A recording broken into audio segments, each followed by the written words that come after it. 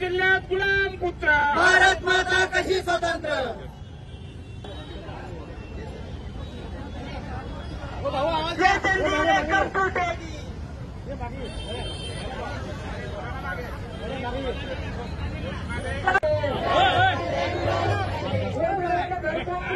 भगवान श्रीरामाने ज्यावेळेस श्रीलंकेवर चढाई करत असताना त्यांचा सेतू बांधण्यासाठी जी वानर सेना होती तीच ही वानर सेना आज या स्वतंत्र भारतात वावरत आहे।